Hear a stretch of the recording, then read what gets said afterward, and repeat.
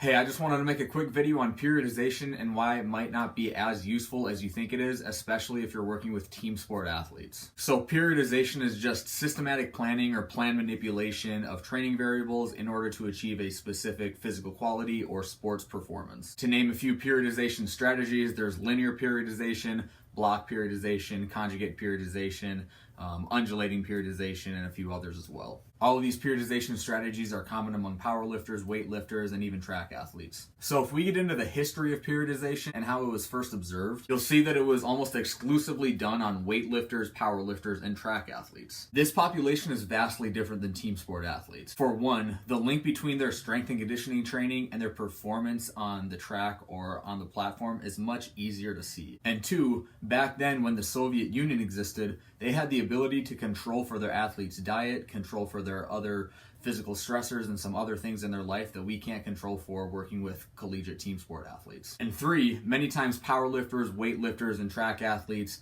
are preparing for one specific meet out of the year, where team sport athletes have to be prepared to play their sport on any given day throughout a 4 to 5 month season. So I want to talk about it from that angle first. When athletes are practicing or playing their sport 365 days a year, periodization just doesn't work. If you were to go through a typical 6 to 8 week strength training block, many times the goal of that strength block is to have a phase potentiation effect in which it prepares you for a more power type training block. But if the athletes are playing their sport all year round like normal, neither of those training blocks are going to achieve the adaptations that are robust and long lasting. There's a good chance that the athletes might lose the adaptations and they just might go to waste. This is because the sport is the priority, and if you're playing it every day, that's going to take over. So the sport that's being played, that's going to guide the majority of the desired adaptation. An hour in the weight room is not going to overcome 3 hours on the basketball court or volleyball court, 3 hours on the baseball field, 3 hours on the ice, or what have you. So if you're working with team sport athletes that do play their sport all year round, it might be a better strategy to just assess what type of physical qualities they need, and instead of trying to periodize in order to achieve a specific quality at one time of the year, it might be a better strategy to train for all of these qualities all year round, at least to some capacity. And you can still put an emphasis on specific qualities at any time of the year depending on how you see fit.